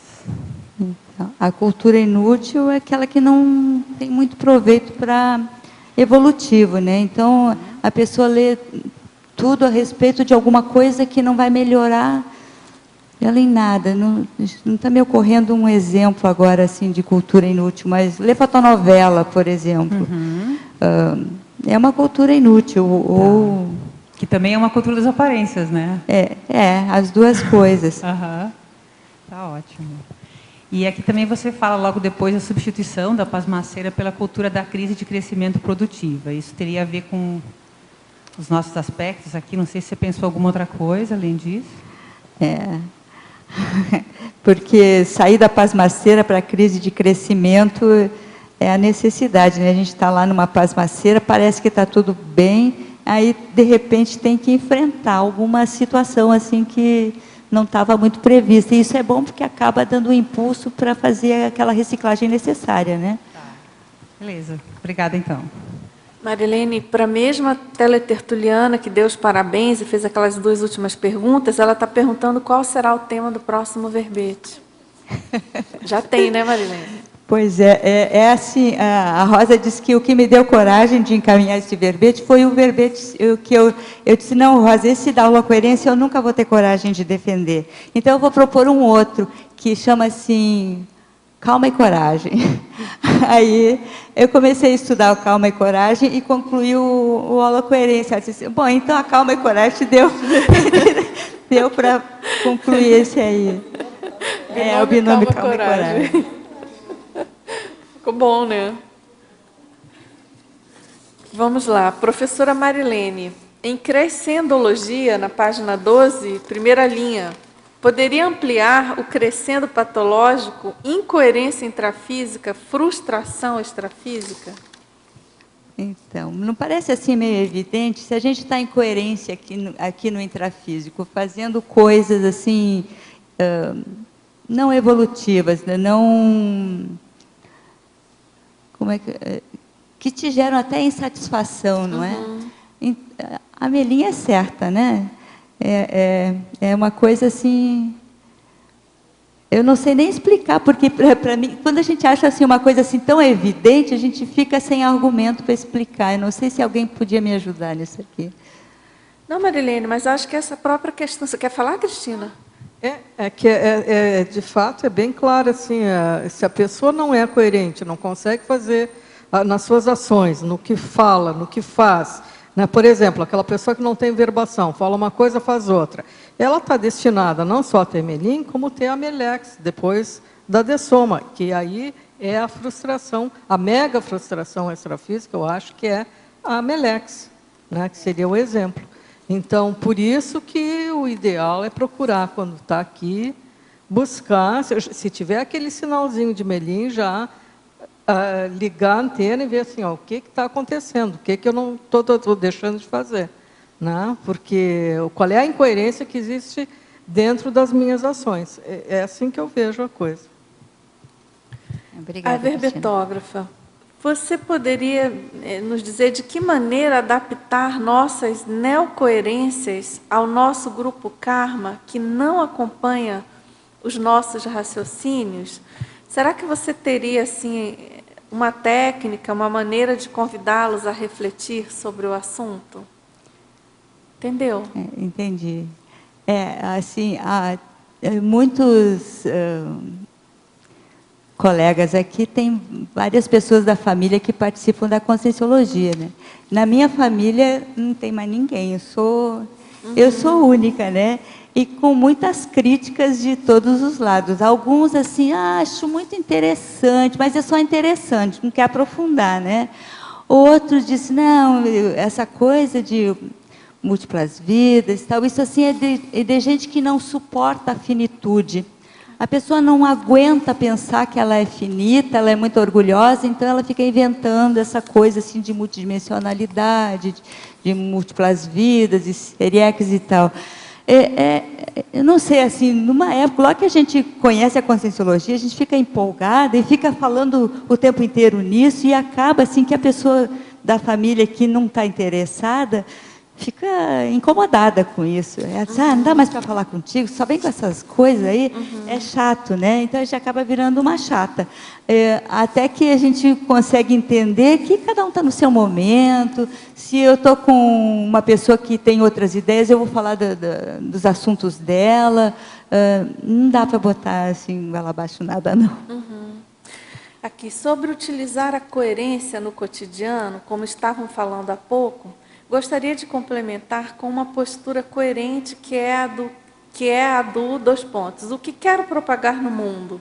Sabendo que o que estou propagando no mundo é aquilo em que estou aprofundando-me, especializando-me, e por isso a importância de ser o exemplo do que gostaria de receber. Podem comentar, ela pede para comentar em geral, né? Você quer falar alguma coisa, Marilene? Não, eu acho que está perfeita essa questão do exemplarismo, né? Quanto mais exemplarismo você dá e mais cosmoética dentro desse exemplarismo há, mais frutos você vai colher, né? Então, eu acho que realmente até tem a ver isso, essa colocação, com aquela pergunta anterior, né? Da questão do grupo karma, né? Assim, eu acho que muitos de nós temos essa não chega a ser uma problemática, mas é essa realidade, né, de boa parte dos nossos familiares, do nosso grupo karma, não compreenderam, não aceitaram, acho que é mais não compreender, né, o porquê nosso, a conscienciologia, enfim. E eu acho que nada melhor do que o nosso exemplarismo, mostrar uma coerência mínima na nossa vida, na nossa taxa de felicidade, vamos dizer assim. E com isso a gente vai aos poucos fazendo a gente ser melhor compreendido, né? E ajudando as pessoas Posso corroborar a avançar de algum modo. Gostaria de acrescentar, porque a gente sempre diz assim, o grupo karma muitas vezes tem dificuldades de nos compreender. Mas eu acho que a chave é o inverso. Quem é que tem o curso intermissivo? Quem tem o curso intermissivo é que tem um para-dever maior com relação a esse grupo. Com certeza, com certeza. Então, essa questão sempre ser puxada para a gente, né, para o então, autoquestionamento. a postura também de auto-vitimizar, ninguém me entende, ou tá difícil, não, é o contrário, é o exemplo nosso que tem que puxar a situação. A autodeterminação, por exemplo. Eu acho. Isso pode ser exemplar para independente de qualquer detalhe ou qualquer problemática maior, né? Pessoal, então vamos lá.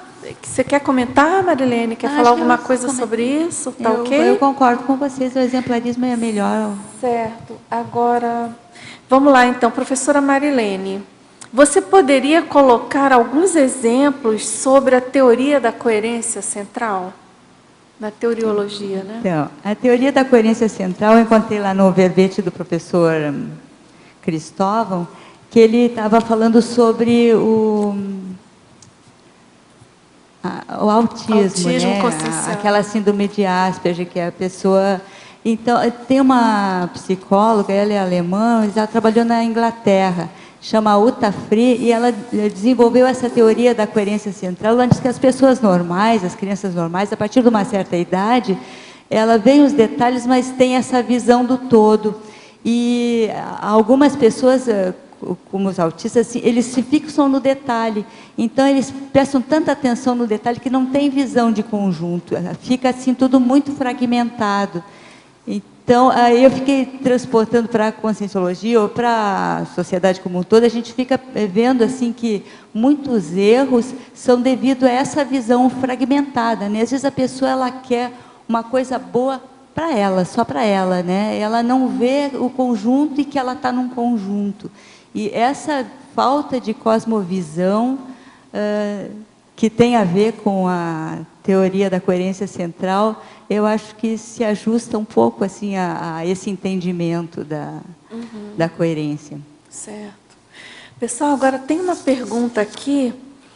Tem uma teletertuliana que ela está perguntando aqui se somente serão respondidas perguntas sobre o verbete, ou se poderemos fazer perguntas iguais fazíamos ao professor Valdo, que falava sobre tudo. Bom, certamente, iguais às que faziam para o professor Valdo, claro que não, né, gente? Mas o foco aqui, conforme a gente vem falando, né, esses dias, o foco das tertúlias, ela tende a ser cada vez mais a questão mental somática do assunto proposto no verbete. Agora, o que a gente está pensando em fazer, até para ter um abertismo maior possível, né? Com o tempo, a gente deve montar uma equipes técnicas aptas a responderem assuntos mais específicos, porque o nosso objetivo é cada vez mais aprofundar e desenvolver e ampliar a conscienciologia. Ora, se a conscienciologia se pretende ser a ciência das ciências, e a gente pretende ter essa abordagem realmente enciclopédica e a maior possível dos assuntos do Zeitgeist, né, os assuntos do planeta em geral, a gente espera poder abrir o máximo possível, tá certo? Agora, o que a gente pede?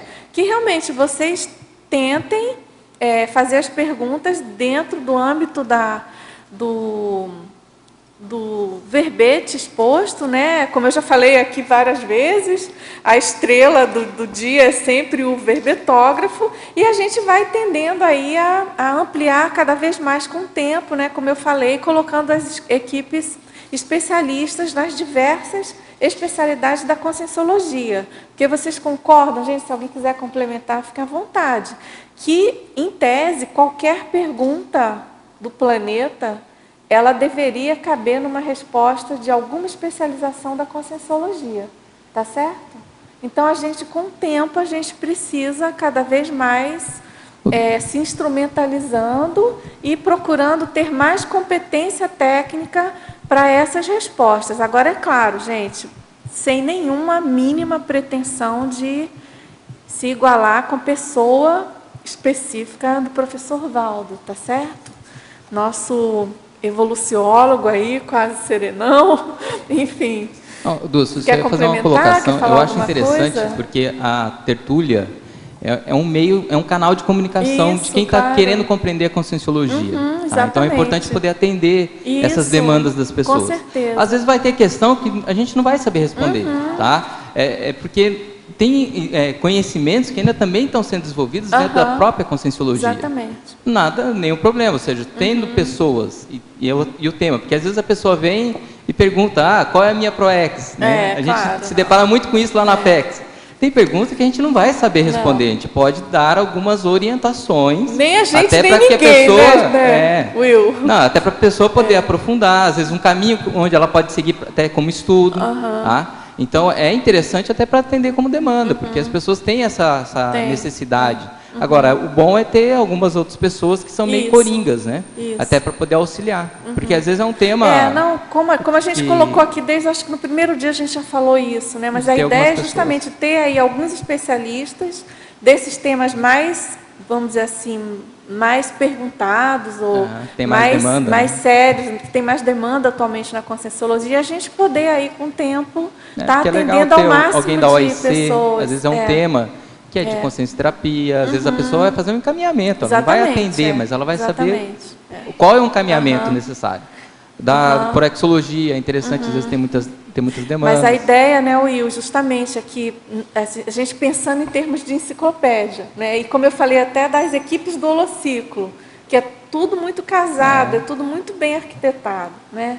Falar em planejamento, aí, em projeto, em execução, tem toda uma interligação das equipes técnicas especialistas que não estão ali dentro do Holociclo, elas estão na CCCI como um todo, elas compõem as ICs, né? Então, a gente, com o tempo, vamos dizer assim, incrementar essa questão da participação nas tertúlias. Hoje, por exemplo, você é especialista na proexologia, né? Então, acho que a gente pode cada debate, vez mais... quanto mais aberto, claro, melhor. Lógico. A pessoa pode perguntar tudo. Se a gente vai saber responder, é outra história. Mas quem quer perguntar, deixa perguntar. Eu acho que isso, inclusive, é uma grande vantagem, né?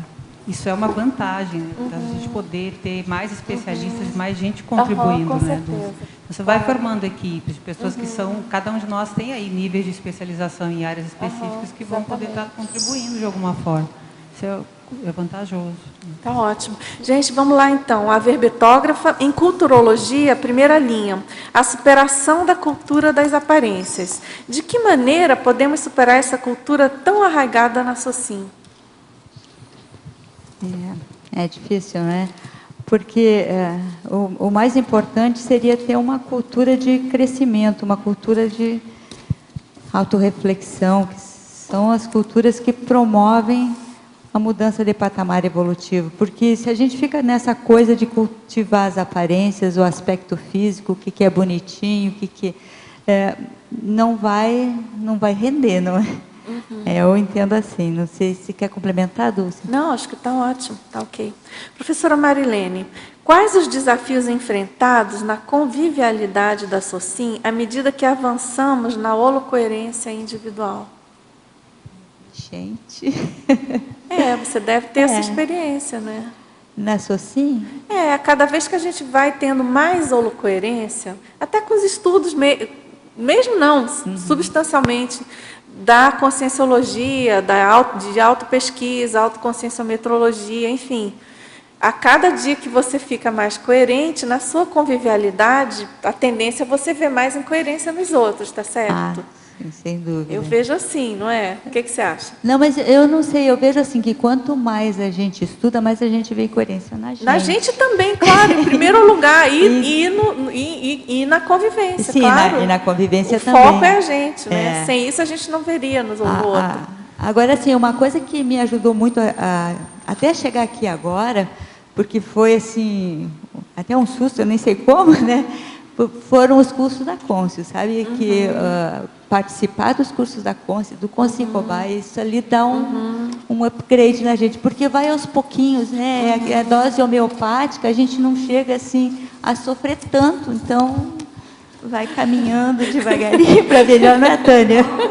Marilene. Calma e coragem. Ô, Marilene. Calma e coragem. Então, pegando o seu próximo verbete, calma e coragem, eu sei que você, por exemplo, já elaborou o seu CPC. Desde que você elaborou o CPC, que é a questão da codigologia, o que você fez que reverberou nesse seu temperamento, na sua personalidade, em questão de holocoerência? Com o CPC, a gente fica pensando aqui, o que precisa fazer para sair daquele patamar, porque está num patamar de desconforto, está assim, um pouco espinhento o lugar, então eu preciso fazer algumas coisas, mas ao mesmo tempo dá um medo danado, e é bem complexo isso aí, né? Mas depois do CPC, uma das propostas do CPC era fazer assim, uma pergunta por semana na tertúlia, porque eu estava aqui há 5 anos, um dia o professor falou na tertúlia assim, tem gente que está aqui há 5 anos e nunca fez uma pergunta. E eu fiquei pensando, gente, se o ano que vem ele disser que tem gente que faz 6 anos, eu vou saber que fui eu.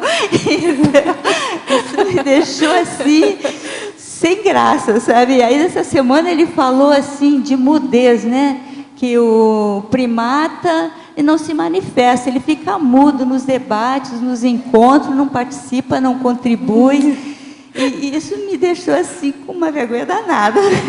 Mas hoje está defendendo o verbete, né? Pois é. Isso é o que vale.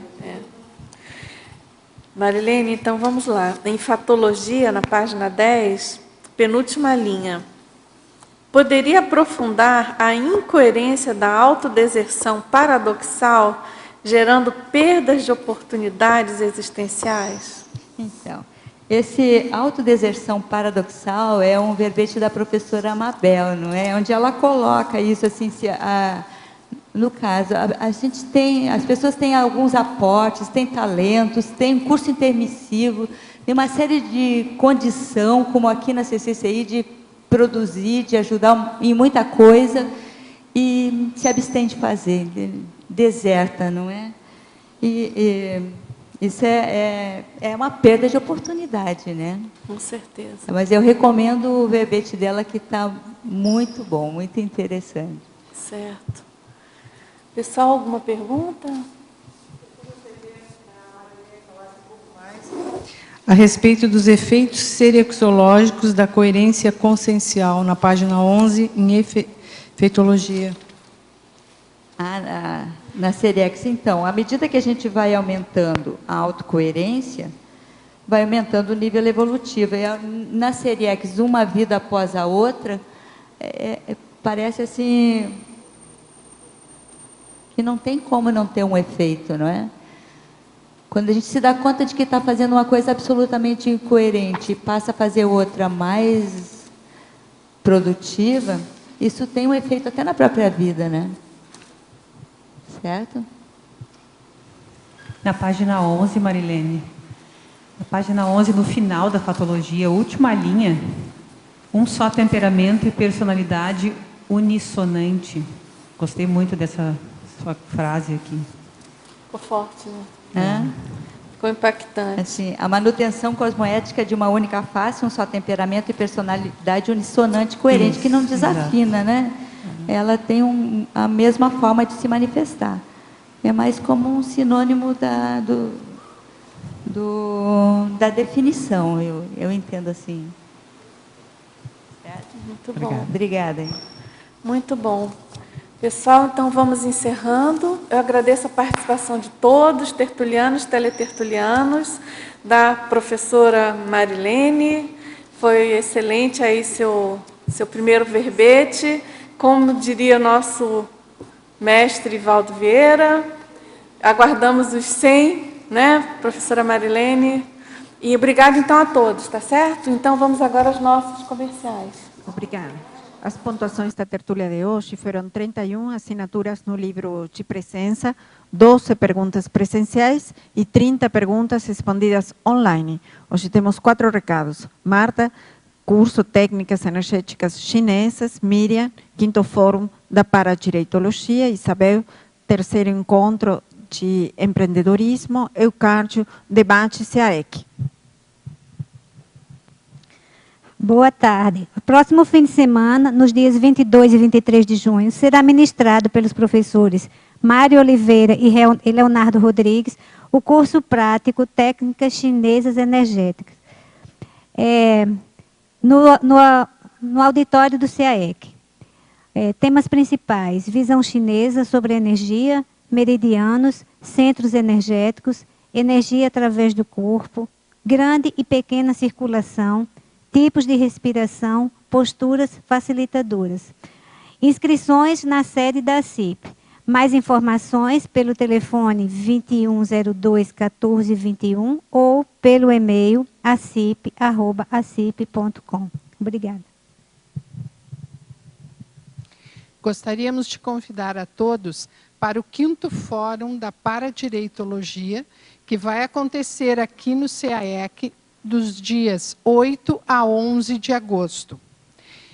Dentre as inúmeras conferências que acontecerão neste 5º Fórum, eu ressalto aqui o Mater Pensene Paradireitológico, do professor Rodrigo Marchioli, a conferência da professora Kátia Aracaki, Autodesassedialidade, Oxigenação Pensênica através do Paradireito, e o Estado Mundial, Responsabilidade Íntima dos Intermissivistas, professor Rafael Seidel. Esperamos a inscrição de todos, que pode ser feita aqui no próprio CAEC. Obrigada. No próximo final de semana, 21, 22 e 23, nós estaremos realizando o 3º encontro de empreendedorismo da Cognópolis Foz do Iguaçu, rumo a 2035. O objetivo é desenvolver e implementar um ambiente propício à criação e desenvolvimento de empresas sustentáveis na Cognópolis Foz do Iguaçu, tendo como escopo o ano de 2035. Nós queremos dar destaque e convidar a todos que têm interesse no tema, né, além dos empreendedores, para a palestra do professor Luciano Vicenzi, na sexta-feira, Estrutura Empreendedora para 2035, uma perspectiva de futuro, das 19 às 21 horas, no discernimento gratuito, aberto a todos. Para fazer as inscrições, pode entrar em contato, então, com o e-mail empreenderccci@gmail.com ou pelo telefone 91 18 5400. Obrigada.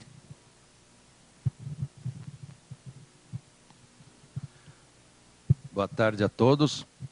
Estou aqui para fazer um lembrete a todos os moradores de Foz que estão presentes e os que não estão, que se programam para o fim de semana, para a palestra ou debate que estaremos efetuando no próximo domingo, dentro dos debates do CIAEC, depois da tertúlia.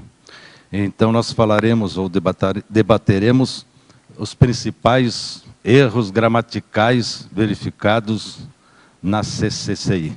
Estejam preparados e tragam as suas dúvidas, que a gente poderá discutir e debater esses assuntos gramaticais. Muito obrigado.